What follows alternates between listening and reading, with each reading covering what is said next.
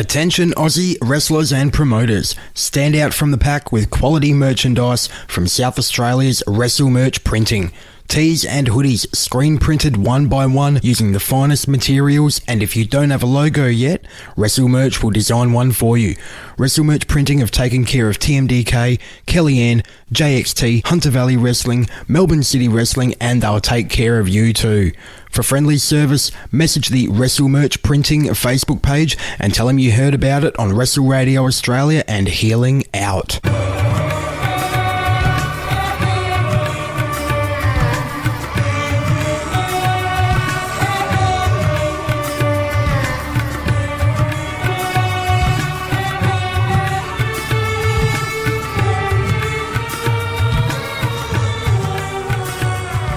Welcome, ladies and gentlemen, to episode 6 of Healing Out. My name is Muhammad Ali Vaez, and I am 3 days late with this podcast. So I apologize tremendously to the loyal listening audience, which, according to Wrestle Radio Australia's demographic information, seems to be growing. So for that, I thank you. A couple thoughts I wanted to share with you before I get to my conversation with Josh the Axe Shooter. Last week, Krackerjak and I sat down for a 2.5 hour discussion. About an hour and a half of it was recorded for podcast purposes, in which we almost exclusively talked everything except wrestling. I did that because I find Krackerjak the man to be an extremely fascinating individual. He's immensely talented and a super smart guy. So I kind of wanted to get to know him outside of the wrestling realm before I sat down and talked to him exclusively about wrestling. So that's kind of the author's notes, quote unquote, on why our conversation seemed to have nothing to do with the common interests that brought the two of us together, i.e. the business of professional wrestling.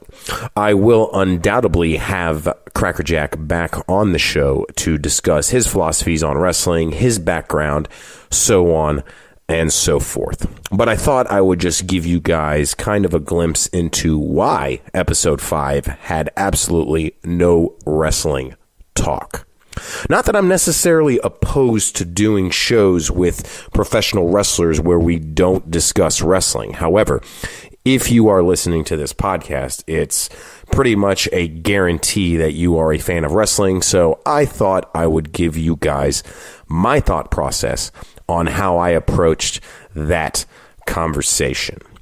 This week, however, I sat down with Josh the Axe Shooter at his home here in Melbourne, and we discussed a plethora of wrestling-related issues.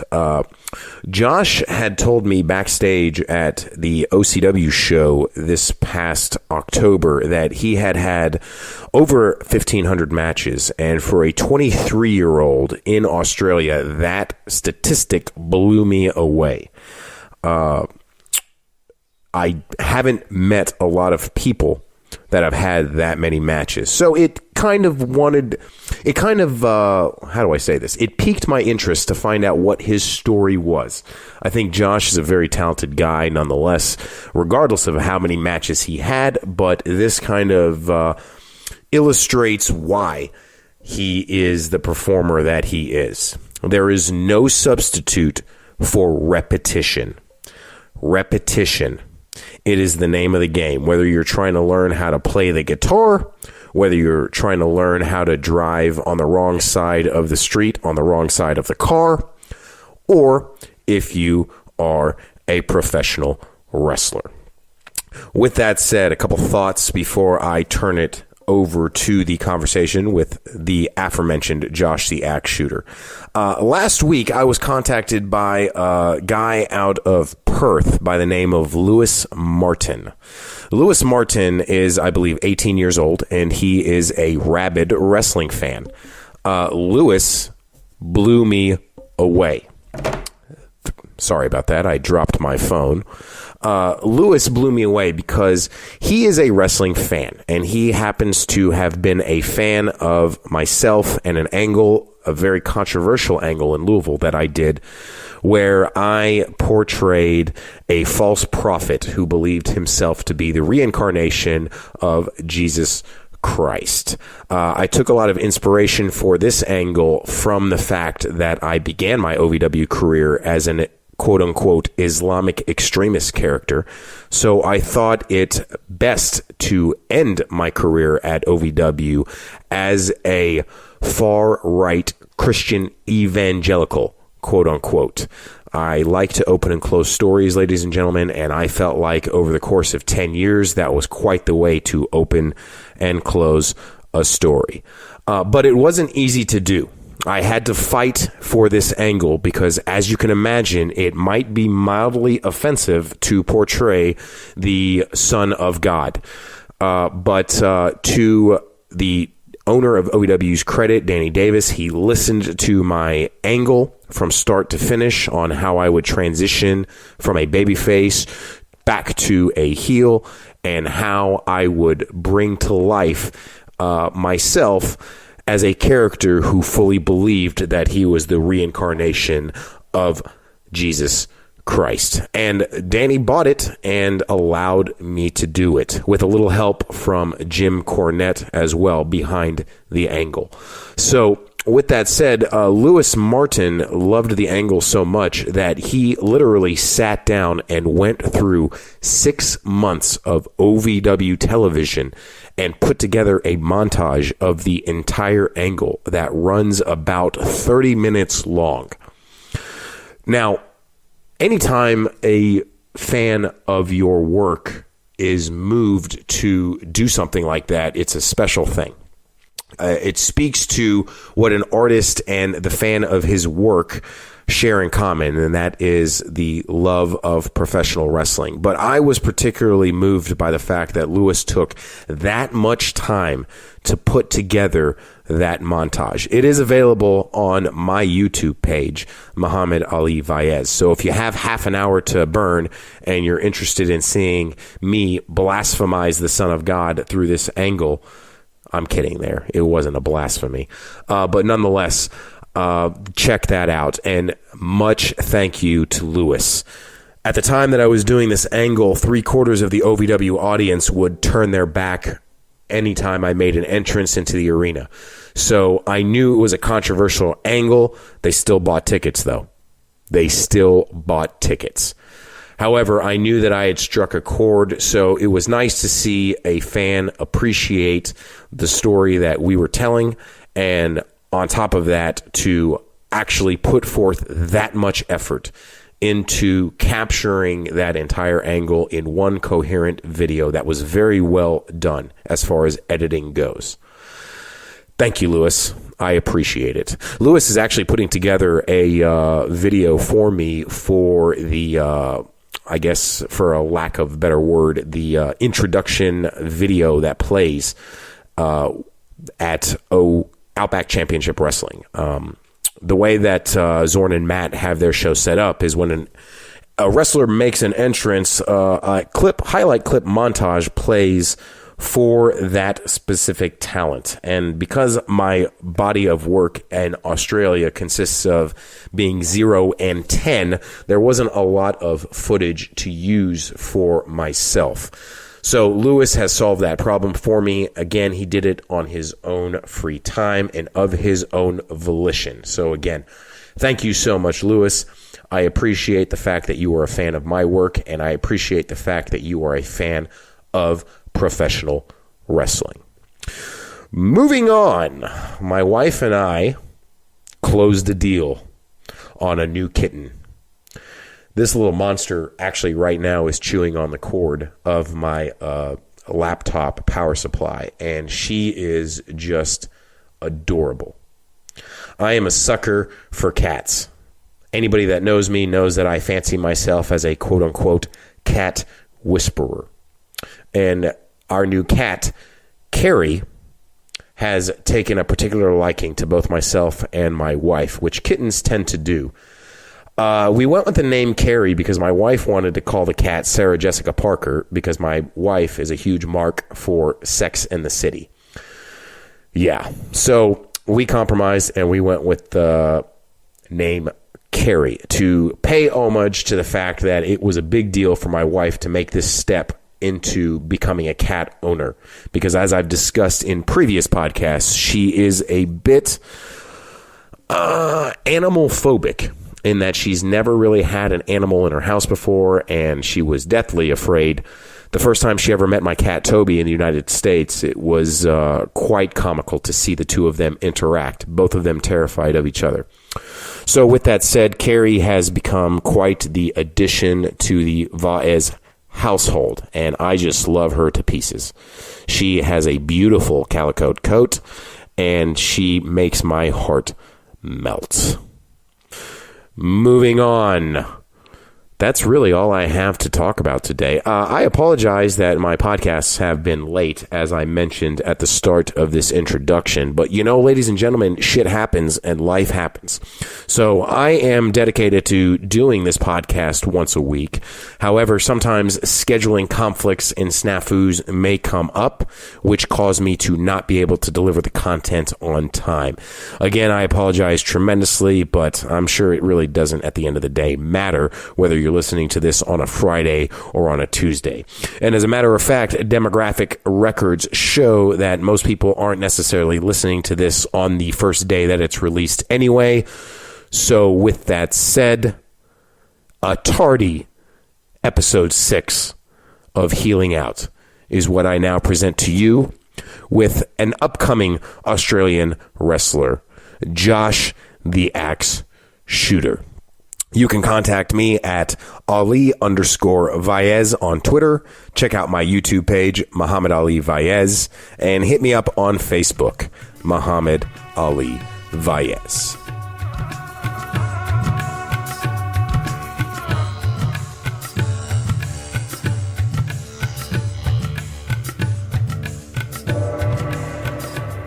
Ladies and gentlemen, I'm here in the home of Joshua Zucata, otherwise known as Josh the Axe Shooter. Josh the Axe Shooter. Are you There we mad? go. Are you mad that I just stooged off your real name start this off? I'm mad you didn't pronounce it correctly. It's Zucado to begin with, not Zucaro. Listen, I'm American, man. That's it, man. It's all the accent. I'm just going to blame the accent. Please blame the accent. It's 100% the accent's fault. How you doing, man? I'm good, man. I'm good. Just living the dream. Another day, another dollar. Something like that, right? I feel you. Speaking of dollar, we are mortal enemies in the podcast world. Yeah, that's it. But, you're going to give me the podcast rub. I'm going to give you the podcast rub. And we do good business at the end of the day. That's what happens. We're carny like that, man. Yeah, and then I'm going to sell shirts because I'm a babyface. And then you're not because you're a bad guy. I'm a bad guy who does not sell merchandise. Yeah, the villain. The villain. Very good. All right, man. Well, I wanted to start this off because when we had a conversation at OCW a couple weeks back, and I had asked you how many matches you had in your career. And you're how old again? 22, man. 23 in August next year. 23 in August. So 22. 22. And you had told me that you had over 1,000 matches. And yeah, I'm saying roughly, man, because lack of a social life and starting when I was about 15, 16. A few funny stories with that anyway. I wrestled most weekends, and whenever I couldn't get a booking, I'd go down to Snake Pit in Adelaide, and I started there, Pro Wrestling Ignition in Adelaide, because it was, a $60 return bus fare. And so it was $30 each way, concession as well, because I was under 18. And so I'd get in a bus for about 11 hours, go the one way there, one way back, play Pokemon on the way on my Game Boy, enjoy it, and then get a few extra matches under my notch. Sounds grizzled. So you started at 15. That to me is fascinating. Yeah, well, I lied when I went to training and they asked how old I was, and it was my mum that gave me away on how old I actually was, because I seen a flyer in a local fish and chip shop. So I went down there, I'm like, oh, okay, wrestling, it's got to be pretty sweet. I saved up $150. Went down to it, thinking this is like the WWE, it's going to be sold out, I hope I can get tickets early. And there I am, as they're setting up the ring, and the promoter's dad comes out and says, hey, you want to help with the ring? And of course I do, I'm a mark, right? Yeah, of course. So I come in, I'm like, all these guys, oh wow, they all look like wrestlers, this and that. And then the promoter says, anyone who's not a part of the show, please leave. So I shake hands, thank you for letting me help set up the ring, see you guys later on. He's like, no, you can help with the music if you want. Alright, sweet, easy, help with the music, go backstage a couple times, get photos with the boys, being the punter I am at the time. And he asked me, okay, how old are you, Josh? And I read the flyer, need to be 16, so I told him I was 16. When I was 14, turning 15, and then when my mum came to pick me up from training one of the nights, my mum asked, "Oh, are you coming to Josh's birthday?" "Oh, okay. When's he turning 17? "Oh, no, he's turning 15. And she gave me out, and she sold me out, and so I got beaten up at training and stretched for it. And because I already started and I was about 3 months into it already, I couldn't really turn back. So I already knew how to bump. I was just learning the basics and the fundamentals still, so they kept me around as long as I could help with the rings, ring crew, flies, and all the little bits in between. Stooged off by your mom. Yeah, stooged off by my mum, so I was sold out anyway from an early age, so I appreciate that.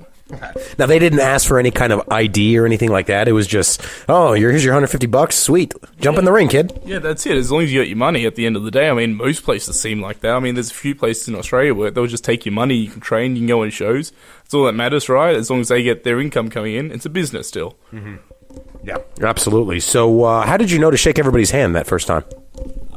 Just morals, ethics being brought up. I don't know. Didn't really fist bump people or high five them. I just went around shaking hands. It wasn't like, oh, you need to shake the hand lightly. You need to be a true worker when you shake the hands. It was just like, oh, hey, man, what's going on? I'm Josh. Mm-hmm. Trying to make friends, I guess, and shake hands, see where it goes from there.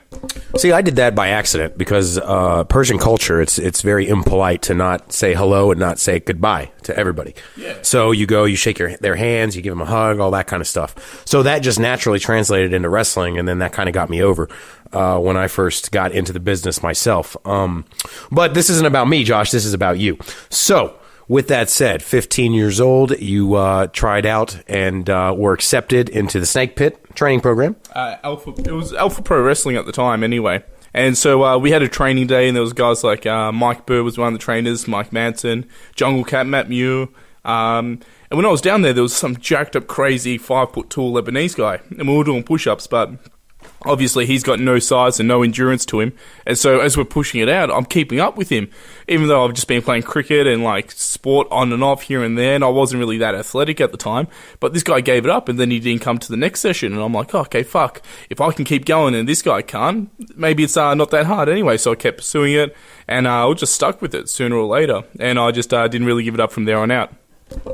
So with that said, you started there. How long was it before you were out of the realm of training and into the realm of actual performing?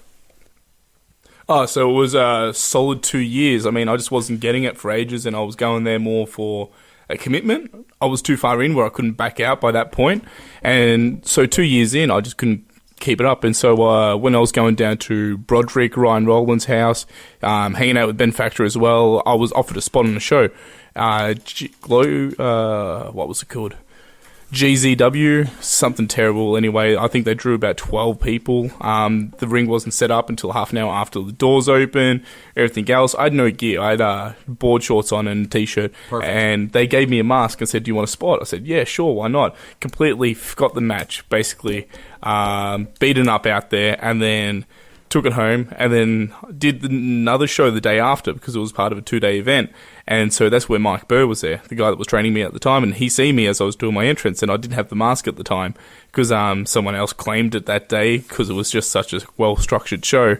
And as I was walking out, my heart dropped, and I felt my soul leave my body, and Mike's eyes pierced through me right there, and I knew I fucked up from there on out. And going back to training on the next day, he asked me, oh, did Mike approve it, Mike Manson? I was like, yeah, man, of course, why wouldn't he? Completely lying to his face, and then suffering the consequences of getting stretched out properly like an old school vet would to me at the time for the next week or so.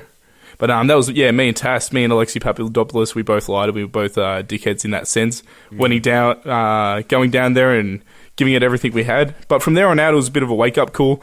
I got the beat up that happened to me, and it was a bit of a reality check, even, where I realised, okay, I'm on this level, I'm not good enough to be on shows, I really need to step up my A game or just leave. So that's what I kind of did, and so after 2 years of training, finally had my first match, and then from there on out, I was working once a month, then it picked up to fortnightly, then it picked up to weekly, and then I was just filling in the weekends with interstate gigs, and flying myself a lot of the time, because that's what you got to do anyway. I mean, who's going to pay for my flights? I'm just the same as Johnny Kickpads and Eric Generic in another state, but there's nothing that separated me at the time. So I had to keep flying my way here and there to Sydney, to Queensland, to Perth a few times even, just to get the experience under my belt, really, until I ventured overseas to America.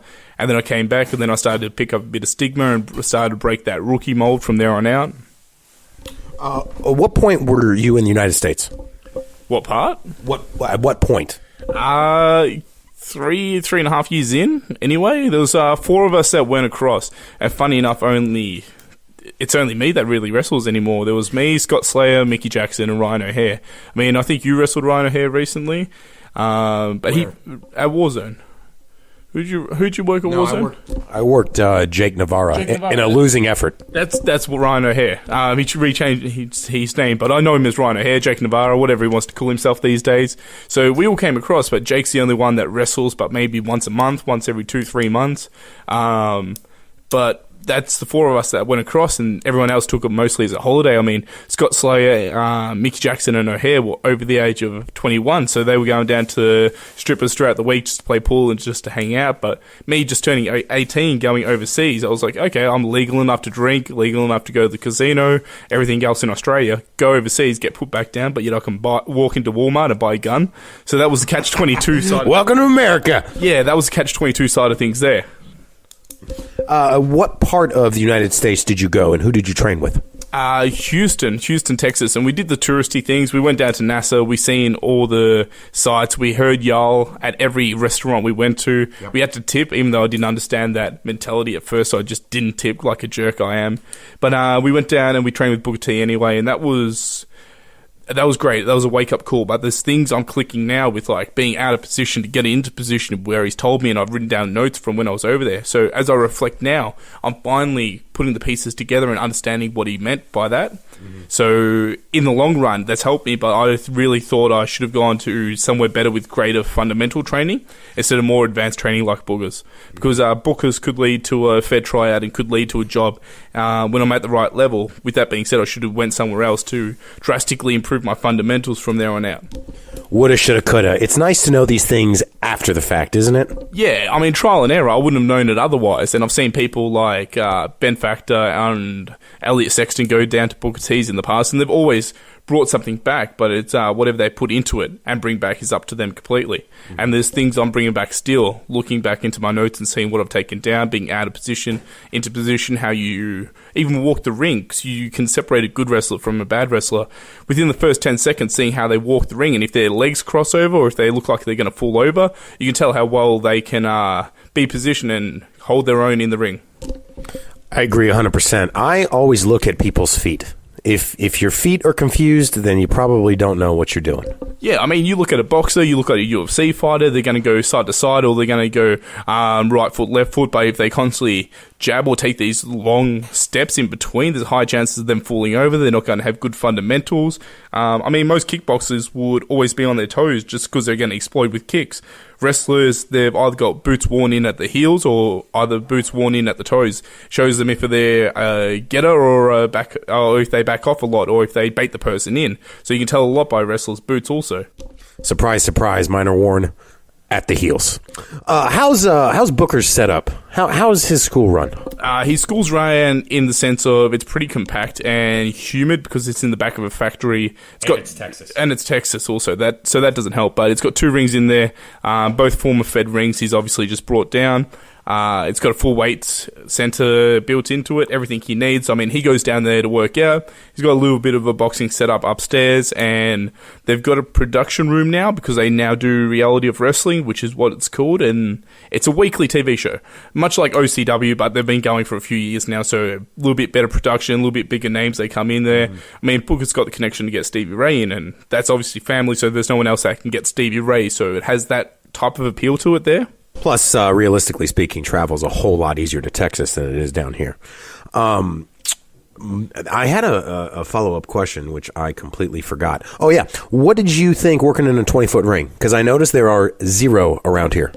Yeah, the closest ring there is like 18-foot ring, and I think that's RCW. You've worked in there, and I think that's one of the bigger ones. 20-foot ring threw me off in the sense of running the ropes. Usually takes me about 3.5 steps if I was going rope to rope. If I was going center of the rope to middle of the rope, maybe 1.5 or a big leap in, and I can hit a nice shoulder tackle. But in that sense, it threw me off positioning-wise, so it took me a couple of weeks to get used to it.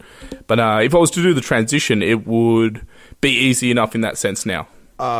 You mentioned fundamentals earlier. What do you feel like? What were the fundamentals that you felt like you were lacking at that time? Looking back now, cool things. Thinking 3 times ahead. If I was to tell a guy to go to a corner, I wouldn't just send him from one corner to another. I'd be punching him in the middle of the ring and tell him work to a corner. So I'd be thinking 3 spots ahead. So I'm not making it so blatantly obvious, and my thinking face wouldn't be turned on as much. So my facials wouldn't be lacking, because that's something I've had to work on this year a lot. I've always had the thinking face where I haven't been able to sell or show expressions in a match because I've been constantly worried about what the next thing is. But little things like that have really brought my A game up. if you could describe what exactly you felt like you gained from going to Booker's on your own dime, what would that be specifically? The structure of storytelling, what the story is. I mean, that's something I'm fine-tuned when I was in UK, but you ask yourself, okay, what's the story of this match? Is it who's the better technical wrestler? Is it big guy versus little guy? Is it, I don't know, stimulated matches are a lot easier to tell stories because it's a ladder match. The story of the match is to climb the ladder. Tables match, the story of the match is to go through a table. It's a lot easier to tell a story like that, and that's what I got out of it there, like what the setup is and why you're doing something, having purpose behind something. I mean, Stone Cold just wouldn't hit 10 kicks in the corner for the sake of it unless it was to set up. I mean, you watch Samoa Joe, he hits one punch and he waits about 5-10 seconds. If he hits a flurry of punches, he waits a good 20 to 30 seconds and he lets it sink in. There's a reason why he throws everything, even if it's something big to something small anyway. I just got a message from Josh, the producer of the podcast, asking me if I was recording this week. So I just took your photo to send him. Sorry, Josh. It's coming. I apologize again for missing my deadline. I think that's an awesome point that you just made. And people tend to, I think, overcomplicate this. If you could summarize your philosophy on professional wrestling, what would that be? My philosophy? How so? What do you mean? Like, what do I think it is? What do you think it is, and how do you incorporate that into who Josh, the Axe Shooter, is? Another weakness of mine has always been character work. So of late, I've been trying a Super Saiyan Dragon Ball Z style character anyway, just to keep myself different. And I've noticed the difference already in regards to promos are easier. Sid Parker told me as soon as he had this dinosaur gimmick, people started tagging him on Facebook and everything Jurassic Park related. I've been having the same thing with everything Dragon Ball Z related. So people are able to connect to me on another level, which is a lot easier. What do I think wrestling is? Wrestling is an art form that we're putting on, a fight, a struggle, a story, big guy, little guy. I mean, you can have simple stories like Dr. Seuss, where you have carnival and camp style shows where you hit the 10 punches in the corner, send the guy off, big atomic drop, couple comedy spots, and that's a Dr. Seuss style story. And then you get more Shakespeare where it's a fight and it's a grudge match and you have the reasoning why two people are going head to head at it and they wouldn't lock up, they'd just go straight into punches. I mean, it's just an art form at the end of the day and it's just how we express ourselves. I think that's a fantastic answer, sir. So at what point did you come to that self-realization? How many years in, how many matches in did you say, this is what I see myself doing, this is who I am? And at that point, how did you decide to incorporate that in? I'm assuming you were a mark for Dragon Ball Z. Of course, hands down mark for Dragon Ball Z any day, but I think I've only got it in the last 2 years anyway, when I really had to kick myself in the butt and take myself overseas to have a bit of a reality check because I was in smaller ponds at the time and I was being the bigger fish without sounding like an elitist there. So I went overseas, had that reality check, and people just questioned me, all right, why are you doing this? You can make the moves flow and you can make reversals make sense and everything else, but then still won't make sense with the story. That's what a lot of people, in my personal opinion, are lacking right now. I mean, they can go into a cool bump and feed, they can come up from a chin lock, but they still won't know why they're doing it at the end of the day. I mean, it flows, it just doesn't make sense. I agree 100%, and you see that all over the world. It's literally not just a Australia thing or a southeastern United States thing.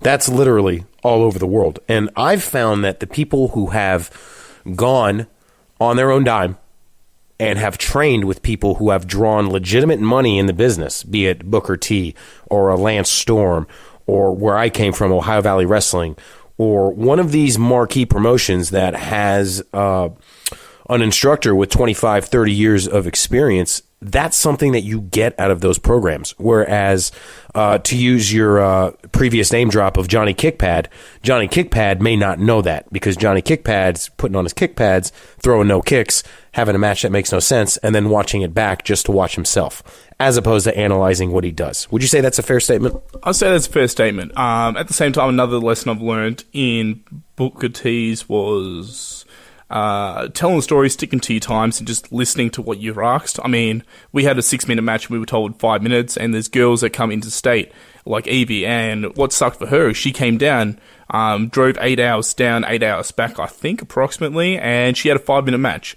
And that sucks, but it's part of paying your dues at the same time, and she's not a superstar yet, but I'm sure she's bound to be. When I was in San Antonio, we traveled across, and we seen Funaki's show, Branded Outlaw Wrestling, and there was guys there from the Fed that I haven't seen before, such as, who did the pirate gimmick in the Fed? Paul Burchill. Paul Burchill. I met him for the first time. Buddy of mine? Yeah, didn't even realise it was Paul Burchill. I was like, oh yeah, how long you been wrestling for? And just started general conversation, acting like a real dude.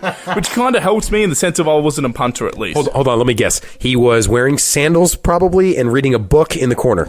He was just sitting on the stage watching the tryout matches, because that's what we had at the time. We had tryout matches, so there was me, Mickey Jackson, O'Hare, or Navarra, and Scott Slayer that went down, and we had a tryout match at Funaki's. And he was humble enough to give us some feedback, laughter, and we appreciated all feedback we had, and there was Shelton Benjamin ringside and a few others. And then there was two larger-than-life 5'5" Texan guys that go in the ring, and they were huge, they were fat, and they had told they were 5-minute match, singles match, nice and easy. One guy wins, the other one loses. They go in the ring, and then what they do for a finish in 15 minutes is a crossbody off the second. As he rolls through, holds the tight, ref counts 1, ref counts 2, and just as he thinks the ref counts 3, he lets go and slides out the ring and raises his hand. And realizes, oh no, I didn't hold on for the 3 count. Comes back in the ring and repeats the exact same spot, and by this point everyone's shaking their heads. They've gone 10 minutes overtime and repeated the same finish, and no one bothered at this point. No one's given them feedback because they weren't humble enough to even stick to their times. I mean, if they stuck to their times and shown that they were willing to listen, maybe they would have been a little bit more willing to help them out at the end of the day here. Don't worry about it. Kevin Dunn can just edit that right up. It's all good. Kevin Dunn, who's the WWE producer? Yeah, that's a joke. No, you would be fired instantly for going over your time like that. That's ridiculous. 10 minutes. Yeah, but I mean, I've seen that before too, where I've been places with, you fight so hard to get one of these extra spots so you can go and get yourself a job, and then you see the guy who goes before you in the ring, and the bell rings, and he immediately starts choke slamming people, and he's 5'3". And it makes you want to go, learn your craft. Learn your craft. Work to your size at the end of the day. I mean, that's the only reason why I'm trying to get, as heavy as I can. I mean, I'm 105 kilos at the moment. Ideally, I'd like to be 115, 120, crazy jacked. The reason why is so I don't have to fall down as much, and I can have a longer career. I mean, it's just logic here at the end of the day. Yeah, absolutely. How has your style evolved? When I started, I was skinny fat, doing drop kicks and runners just because I could, doing shitty dives and injuring myself because I thought that was a cool thing at the time. And it was. Taking spike bumps and high German suplexes just because I was young and I didn't feel it the next day, and I still don't feel it. But that being said, I'm not stupid enough to make myself look as weak by taking all these high Germans unless there was a reason to it, unless they teased it the whole match. So there's a little bit more storytelling in that sense there, and a little bit more for less at the end of the day. And we've had a singles match recently where we mat wrestled for a good 5 minutes and then had a little bit of a quick exchange pins for another 2-3 minutes, and that was the match. I mean, we got less out of more. Mm-hmm. Are you referring to our match? Yeah. Okay. The match where I took 0 bumps. I took 0 bumps as well. I'm very proud of that fact. I had 2 matches that night, so I appreciate taking 0 bumps anyway. And to be fair, in the second match, I think I took 2 bumps. And even as I took a drop kick anyway, I just shit-canned myself through the ring anyway, being that much smarter or lazy, whatever you want to call it here. I see now, I don't think it's lazy at all. And I take issue with people who say that. Once upon a time, I thought, when I first started, I was all about taking as many bumps as possible and going 100 miles an hour because man, I'm surrounded by 7-foot tall guys on the gas. So what am I going to do to stand out? Oh, I know, I'll land on my head. And you quickly learn that that's not very conducive to a long career. I think it takes more skill and polish to be able to go out there for 7 minutes, have a crowd on their feet, taking no bumps, than it does going out there and lighting yourself on fire or falling through a plate glass window or whatever the case may be. Yeah, I understand completely. And on that type of note, I mean, I was staying at Sebastian's house. He goes by Sebastian in wrestling. He's from the Geezers. He's an English guy over there. He's creative. I mean, he's brought in a slip and slide to his wrestling matches, and his promos are just outstanding. I mean, he's had Rob Van Dam. Oh, who is it? The guy out of Kickboxer. Van Dam. Mm-hmm. He had Van Dam in a green screen right behind him for some of his promos. I mean, wait, are we talking Jean-Claude here or Rob Van Dam? Okay, Jean-Claude Van Dam, the original Van Dam. The original Van Dam. He's had him behind him in some of his promos to stay different and stay relevant. And he's told me, when you work with someone and if they want to give you 10 of their cool, flippy, indie-rific moves, that's cool. Let them do it. At the end of the day, you're kicking out of all of them except for the finish, and it just makes you look stronger. So you feed off these guys' egos. You let them do all their cool stuff just so it makes you look stronger. Yeah, bro, sure, hit me with your spinning, spiking DDT, and then I'll feed up for your flipping Hurricanrana, and then hit me with your finisher, and then we'll take it home from there. I mean, you're just making me look stronger, and I'm not complaining at that. That was a total Rip Rogers answer right there. Absolutely. I'm just going to kick out, bro. I'll just kick out. It's cool. I'll kick out. Yeah, it makes me look stronger. I mean, I had a promoter call me up this week anyway. I'm not going to drop names. And he's told me I want a good, strong wrestling match out of you two because there's not going to be other wrestling matches. I'm doing the abbreviation right now. Wrestling matches on the card where they're going to be entertaining more so. They're all storytelling pretty much. So I want you to hit your finisher. And what's your finisher? He asked me. So he didn't even do his research to that degree. He asked me to hit it on the guy right next to the rope. So A, it makes me look like a monkey already by placing him next to the ropes, and B, he wants me to just let the guy grab the rope. Like, there's better ways how to make a guy look stronger than just hitting him with my finisher and letting him kick out or letting him just grab the ropes anyway. I mean, that's where it comes down to having faith in your performers, having faith in your workers at the end of the day. And workers being the term of we're a worker, we're employed. I'm getting paid for the shows I do. I'm not a volunteer wrestler, I'm a professional wrestler. Do you think maybe he saw something like that similar on SummerSlam 88 or something, and that's where he came up with the idea, so he just gave it to you? I think there are some bookers out there that do watch WrestleMania 5 and they think, hey, this is a cool scenario that the crowd of age 20 to 25 may not have seen before, so let's repeat it and it'll blow their minds. And that's true to some degree, but having faith in your performance is where it comes down to at the end of the day here, and giving them a little bit of direction but not over structuring the match. With that said, tell me about who your favorite people are around here to work with. Favorite people, when I first came back from my first trip to UK and second trip to Japan, I had a singles match with Dowie James. And throughout the day, people were still coming up to me like I had that rookie stigma to me. And they would give me advice on how to work heat, how to structure the match. Or, well, what about if we send this person out with people other than Dowie? People other than Dowie, trying to have input into the match. And this is where it comes down to having faith in your performers.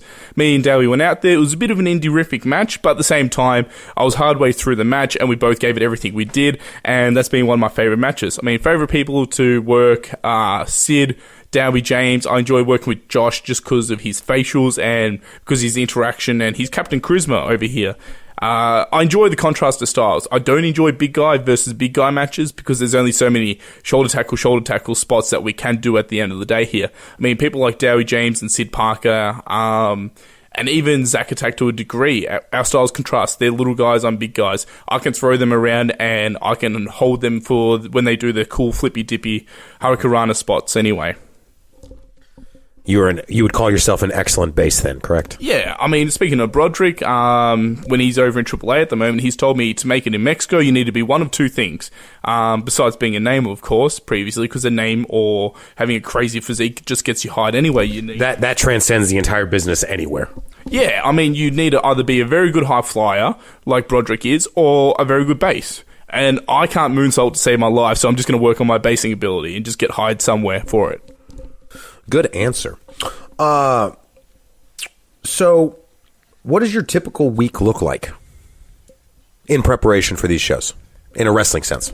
In a wrestling sense, I gym most days of the week, depending on how I feel. I mean, when I wrestled at OCW, I don't know how it happened, but I was bruised on my legs, so I couldn't train legs on Monday or Tuesday. So Are you talking about with me and zero bumps? No, I'm not talking about zero bumps. I'm talking about some throwaway fatal four-way I had, or whatever it was called. Some abortion of a match anyway. People told me it was good. I don't rate it anyway. It was a bit sloppy, bit here, a bit there. I hold Sid in the suplex on the outside, so people were looking at me when the action was in the ring, so I felt like a jerk for that sense. So it just didn't tell the right story. But when it comes down to that, I see how I feel. I train to how my bodies are feeling. I'm not going to go chest day Monday, back day Tuesday.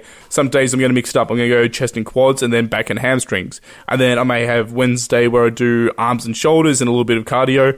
And then I hit chest and quads again on Thursday. So I'm hitting muscle parts twice a week. Oh, to B23. Yeah, B23, man. That's what it's all about.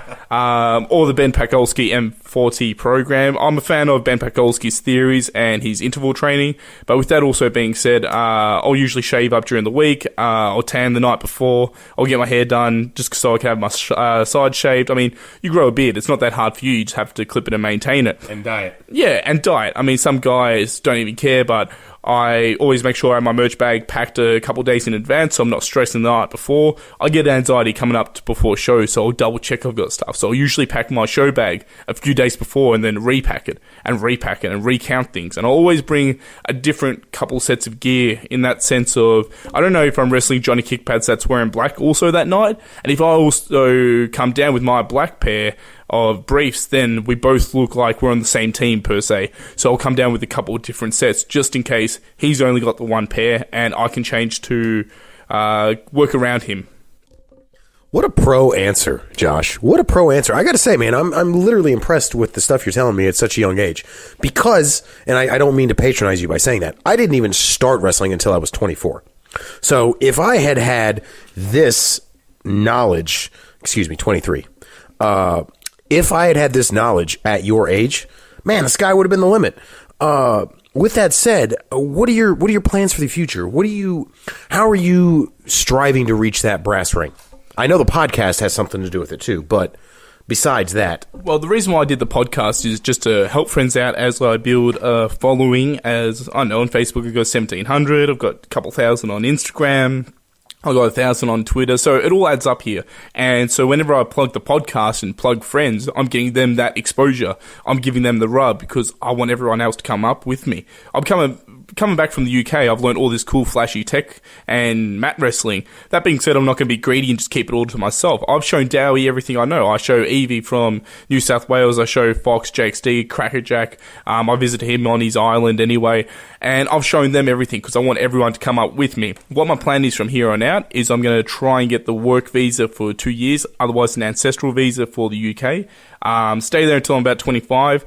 While I'm over there, work as hard as I can in a real job also on the week, also during the week, not just wrestle on the weekends, and save up a little bit of a kitty there to go across to the States, and from there on out, I'll give it a try. If I don't make it by 30, then I don't know, I'll see how I can go with just being a weekend warrior here and there and opening up my own gym in the long run.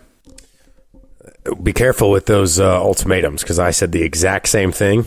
At 30, I'm done. How's that going for you? I'm 36 now, and didn't get hired for my first international gig until I was 36.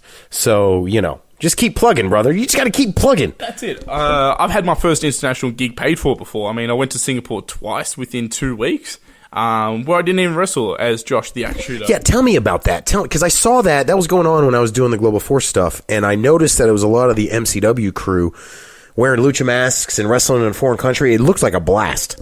I mean, I shouldn't be saying this, but the same company that brought us over to Singapore just did a tryout for Australia's Got Talent. We got through the first round, so we're going to be on the TV auditions. So that's coming up, and that will be amazing anyway. But there's a guy, Victor, that runs Lucha Libre Australia, and he's a genuine Mexican in Australia, right? Perfect. That's very rare. He sells furniture, he sells wrestling masks, he organises gigs, he DJs, he hustles hard, in short. And so he had a gig set up from a company called Hublot, Hublot. It's a watch company. It's up there with Rolls-Royce and everything else. I mean, there was LeBron James on the wall holding one of the watches, and the girl that was emceeing the night had a $200,000 watch on. People from around the world were there.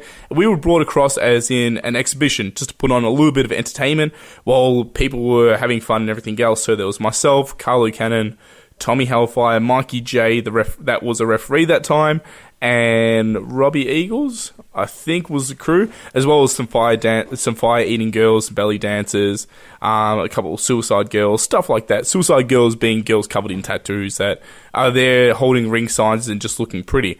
And that was a trip. And then I still remember Mikey J and me walking around with 75-year-old scotch, just downing that and eating ice cream with gold flakes on the top of it because these people had more money than knowing what to do with it. There I am trying to suck everything I can from everything. Going around eating McDonald's when Tommy Hellfire was bitching about being in Singapore, not enjoying any Singapore food or any Asian cuisine, and we just couldn't care less. We wanted to eat burgers and just have fun and go out all the time, rather than be tourists seeing sights and enjoying the little things about the Singapore culture. We were there for a good time anyway. Yeah, of course. Yeah, when you're out with the boys and you're gonna party, man. It happens. Did you get sick at all? Did anybody get sick on the trip? I think Carlo did. Carlo always gets sick. I know, he got a headache. I think he got KO during the match anyway, during some giant... that explains it. Yeah, some giant clusterfuck spot, but then he was out drinking half an hour later anyway. True wrestler right there. Yeah, grizzled. But nah, it was just Singapore culture. I mean, we stuck to McDonald's and burgers most of the time, so we were pretty safe. We weren't eating like eel or sushi or squid or whatever else in between. That's awesome. I went to Bali for my wedding, and we ate at a 5-star restaurant, and I promptly got Bali belly, which, if you've never had, is misery. It's like your ass is on fire for 4 days straight. I still had it when I came back and worked Tommy Dreamer back in May. It was the last day of my Bali belly experience.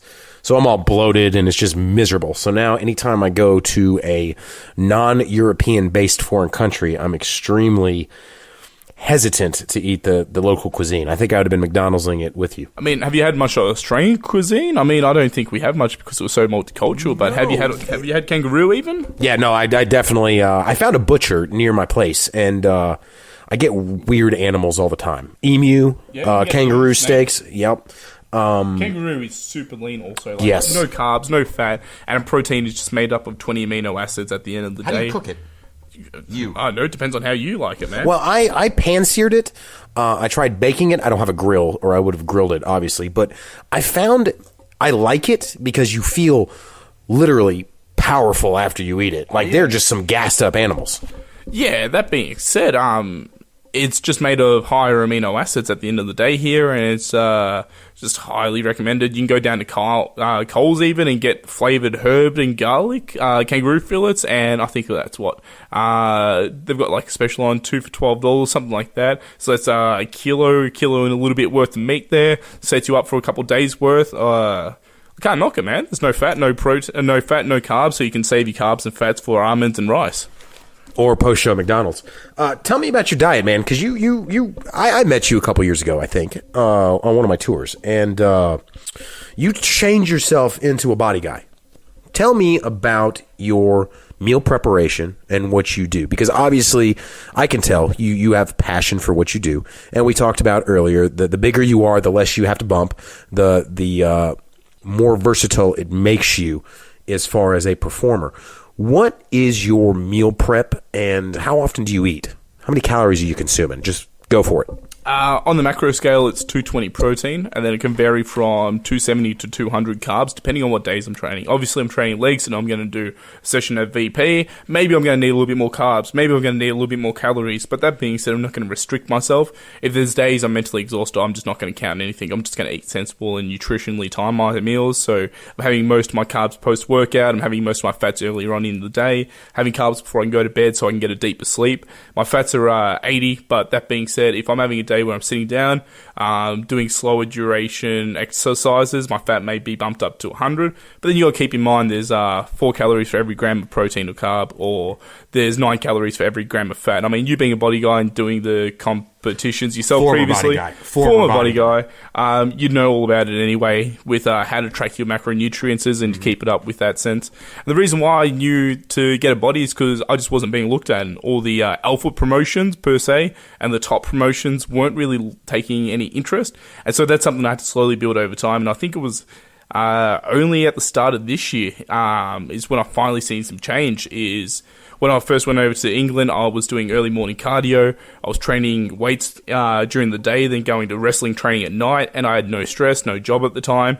And so I was just killing it, and I had nothing to worry about. And so that's what I put all my focus into. Put on a good 10 kilos in 3 months. No, good 7.5 kilos in 3 months. 23. Just smashing it because I had nothing else to do over there. Traveling across to Japan, it was hard because I couldn't read nutrition labels, but I knew enough common sense that the bento boxes they'd give me, I just buy a few extra boiled eggs on the side. I go down there, I buy the sushi packs that they have there, and the rice rolls, and I just try and eat as much as I can. Just to keep myself up there, because Japan training was just intense. Stupid amounts of leg exercises, from laying hamstring curls where your legs are hanging off the ring apron, to just squats, to sumo squats, to jumping squats, to Hindu push-ups, to explosive push-ups, using that push-up bar and variations of body exercise workouts, which was very creative and something I walked away with. So second time I went to England, I could help with the conditioning Mondays they do over there, where it's only once a week they do crazy conditioning classes, and then most of the other nights at training, that's when they focus on the wrestling. Because I know a lot of places down here will go conditioning for an hour and a half, wrestling for maybe half an hour to an hour, which isn't the way to go. If I want to get fit, I'll join a gym. I'll do some group fitnesses. I'll go to a boot camp. I'll go train with Elliot Sexton down at Good Life in Preston, www.brendanvink.com. And he runs his own online and in-house personal trainings, and he's shown results. He's run seminars, and he just wants to help everyone come up to another level. Rip Rogers used to say, "It is not my job to get you in fucking shape. Do it on your own time." But at the same time, he would make us chain for an hour every class. Yes. But it's in-ring conditioning. It can burn calories, but it's not going to make you a body guy. As much as I tried to think that it would in the first few years of my OVW journey. But no, I think it's absolutely... You said earlier something that stuck with me, in that you wanted attention from the alpha promotions. And it is absolutely a fact that if you do not look the part, you're not going to be taken seriously. How different do you feel? Because I know you and Sid have the little contest going of who can wear the skimpier tights. And back in my body guy days, I was very guilty of doing the exact same thing. But how has that changed your, I guess, confidence in what you do?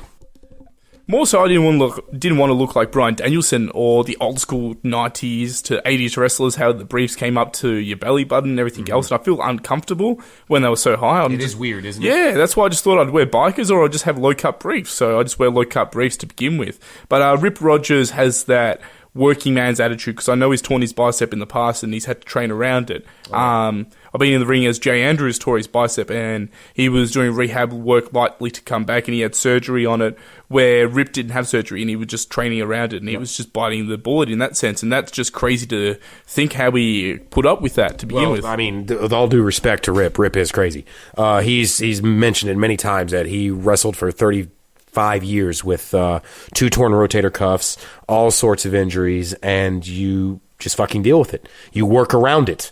And that's the reality of the situation. But he's coming from a bygone era where guys were working 5-6 days a week. That's where the term learn to work comes in. I mean, Al Snow came down, did a seminar at OCW, and any wrestlers who don't take up any offers of seminars by educated people such as Al Snow, that's been around since the territory days, should second question it all, because the learn to work phase comes into, if you've got an injury, learn to work around it. It would teach all the younger guys, hey, you shouldn't be doing flips, should keep it simple so you can work around your injuries. Now, people these days that do wrestle have 9-to-5 jobs throughout the week, most likely, and they can't afford to get injured. I mean, people like JXT are graphic designers, so if anyone needs work, hit him up in the nearby future.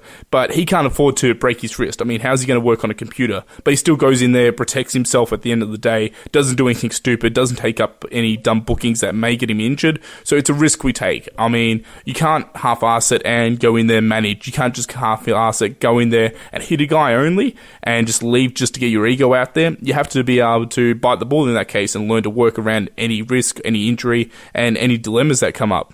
See, that's where the Australian insurance system comes in extremely handy. Oh, free medical. Absolutely. I wrestled in the United States for 7 years without health insurance. As crazy as that sounds. And I'm talking 5 days a week and 1 day a week of training in between those 5 days a week. So 6 days a week I'm wrestling. Every day but Tuesday with no health insurance. Thank God nothing serious happened other than a few shoulder and collarbone injuries. But nonetheless, that's something that I feel like you guys have a tremendous advantage with down here.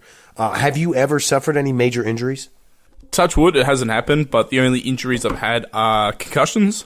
I've had 2 serious concussions I can remember. Obviously, they're counting concussions these days as any serious blow to the head. Then you've had about 1,000. Yeah, then I've had about 1,000. And if you've ever worked with Jay Andrews, then you've had about 1,001 in that case, because that guy has loaded forearms. Same for Mike Burr. And Mike Burr was the guy that gave me my first serious concussion, as I held Vixen and was ready for Mike Burr to hit her with a roaring forearm.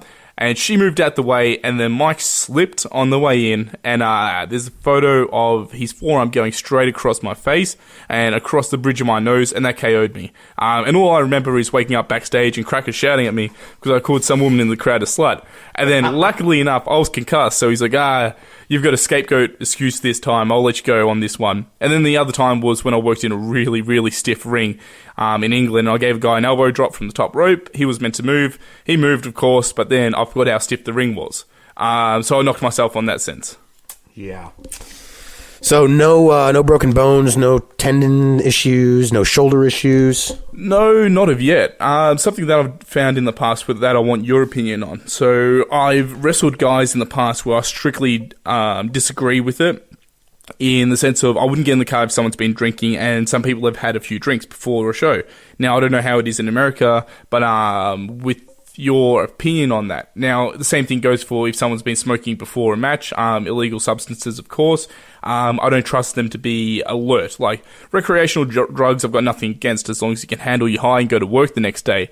But with that being said, if you'll get in the ring with me, I want you to be focused. I want you to be on your aim game. So I don't trust anyone that's on substances at the time or been drinking. So what's your per se, or what's your outtake on that? Anyone that's been drinking before a match? Bro, I don't trust a bunch of people when they're sober. So, okay. I mean, here's the thing. It's your body.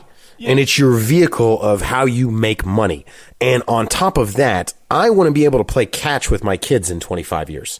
You know what I mean? So, yeah, I think it's absolutely ridiculous. I have never really been in the situation. Actually, no, let me take that back. Before I went to OVW, I did a lot of the indie scene in the area where I lived for about 2 years. And I distinctly remember I was put with a guy who had a well-known drug habit. As a matter of fact, his name was Ice. I don't know if I should have just said that. I just probably stooged him off. But I don't know what drug I don't care. Yeah, exactly. Well, what is he taking? But this guy was ridiculously messed up. And it was a situation where I said I will never, ever again put myself in that spot. Look, man, at the end of the day, if somebody's, and when it comes to alcohol and drug use, I'm a libertarian, meaning I don't care what you do. It's your body, you do what you want. As long as you can handle your high, go to work the next day and perform. I mean, yeah. If you can't handle your high and it's taken over your life, that's when you got a problem. Obviously, you don't have a problem if you can still perform day-to-day life and still rock up to work. But in what we do, I'm literally trusting you with my body. Yeah. If you drop me on my head, which has happened to me before, my career could be over. I mean, you look at a body slam. People don't consider body slams dangerous. I mean, body slams are more dangerous than pile drivers. Pile drivers, you can be protected with some guy's legs at times. Body slams, you're trusting the guy to hold you up there. You're holding your own weight, and your head is maybe, 3 feet off the ground at times. Mm-hmm. Now, let's say this guy's knee gave out, or this guy has no fundamental positioning, or he doesn't know how to hold his own weight, and he falls down. Or he doesn't tuck your head. Or he doesn't tuck your head even. And he falls down and just spikes you on top of your head. There's no reason why you couldn't lose a few vertebrae. I mean, David James has had spinal surgery a few times because he has such a high work rate. But obviously, when he gets in the ring with someone else, and they may not match his work rate, and they may injure him at times. So that's where it comes down to trusting on who you're in the ring with also. Plus, you got to be able to know. I mean, like, the one thing I like about Melbourne is that it's a somewhat small territory in that there are, how many wrestlers are in Melbourne? 60 maybe? Too many. But literally, there's Literally, not... There's 60, but you can look at it in the sense of there's a group called PCW, and they basically have their own school where they train their own wrestlers, and they all feed in and out to each other. It's the same storyline, and from people in the past, I've heard it's a glass ceiling, as in any outsider that comes in there hits a certain point and they don't go any further, and it's been the same main event and everything else. Now, this is what I've just heard from word of mouth, so whether it gets me heat or not, this is just what I've heard off the grapevine. MCW have the best of the best Melbourne wrestlers and wrestlers from around the country and New Zealand coming in. That's what I'm going to say in my own personal opinion in this sense, and I think MCW is the standout promotion that's going to grow over time. OCW has potential, but I'm hoping it grows. I mean, Ashwood's not easy to get to via public transport, and I'm Captain Public Transport anyway. And they don't sell alcohol. Which alcohol is a selling point, because Wrestle Rock was selling alcohol, and that was one of the main highlights of it. It was the show at a pub, and you'd be able to drink and then cheer and watch some violent wrestling and some titties every now and then. Did you ever work for Wrestle Rock? Yeah, I've worked for every promotion there is here except for PCW. I mean, I've done a few of their slam promotions. I've worked for every promotion in Adelaide except for High Risk Pro Wrestling and ACW, I think. I've worked for every promotion in Perth. I've worked for only UPW and AWA in Queensland, and PWA and AWF in Sydney. I'm bound to be working for Newey Pro Wrestling and maybe IWA towards the start of 2016. But yeah, I try and haul myself around and get around as much as I can, as long as it's worth it. I mean, I've been offered Tasmania, but Tasmania, they're not going to be covering flights. They're only going to put me up for the night where... I had the same conversation with them. I could be picking up and then getting myself a room for the night anyway, so it's not much of a payday if that's what they're offering me, and $20. Now, from Kelly and Josh Extreme, what they told me is that they had no intermission and they were giving out posters, so no one could be making money that time. Because if you're handing out merch, why would they spend money on your merch? If there's no intermission, when do they go out to buy stuff? When's the toilet break? I mean, if they had no girls match, when is the toilet break, really, at the end of the day here? Mm-hmm. I agree with your assessment. I've never worked for PCW. I went to one of their shows because of my responsibilities for Global Force Wrestling. But when I first came, I went to, meaning when I first came to Australia in May, even before my wedding, I saw that an MCW show happened to be going on that night. So me and my wife just went. I didn't tell anyone I was going. I paid admission. Didn't introduce myself to anybody. Just went and sat in the crowd. And I was blown away by match 3. I watched Dowie and Travis Banks, which is the free match of the week now. I was overseas at the time, right? Because that's when I was in Japan at the time. And Travis Banks' girlfriend, Leanne, or Carmen Rose, I think her ring name is, she was in Japan training with Demi Bennett at the time. So us three were hanging out, talking shit and everything else.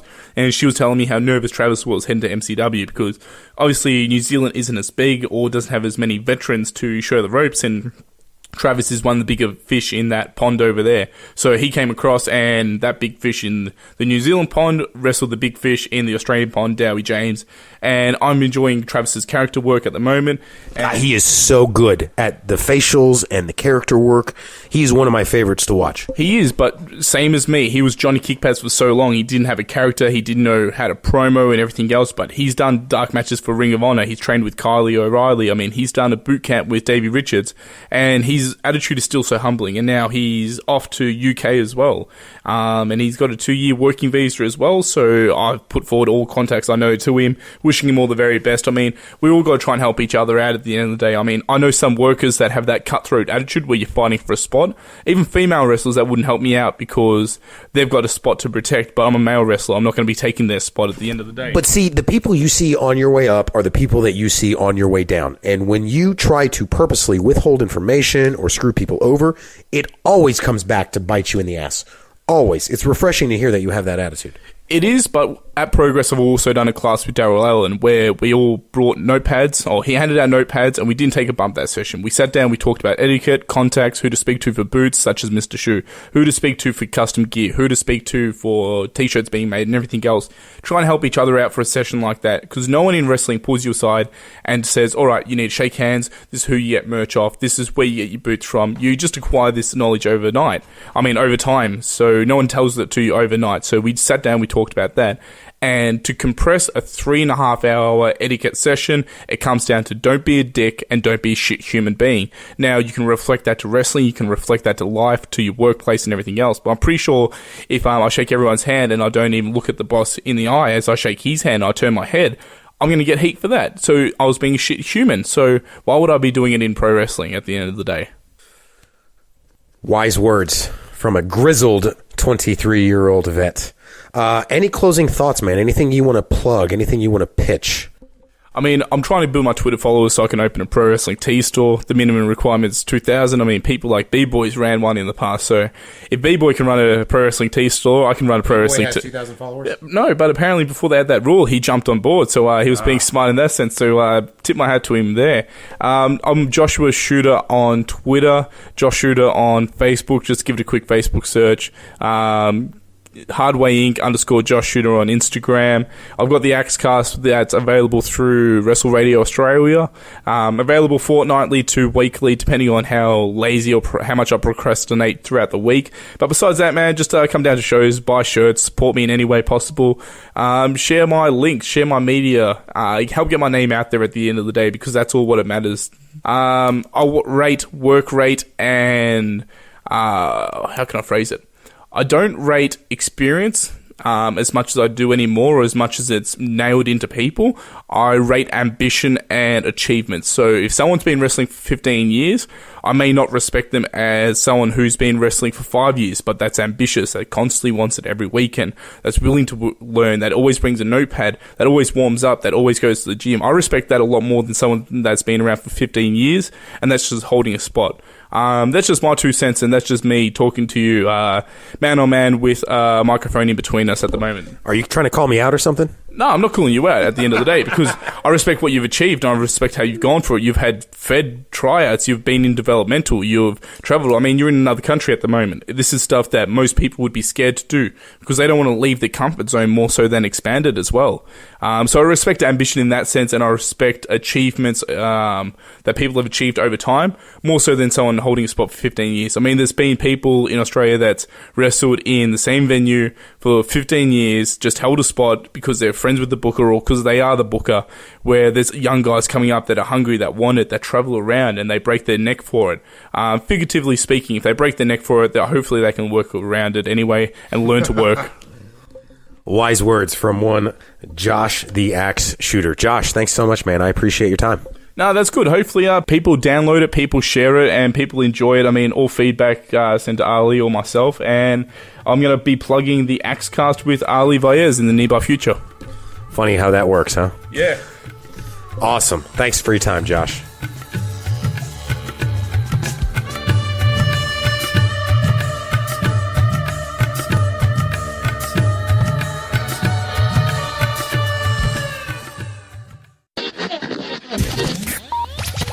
This is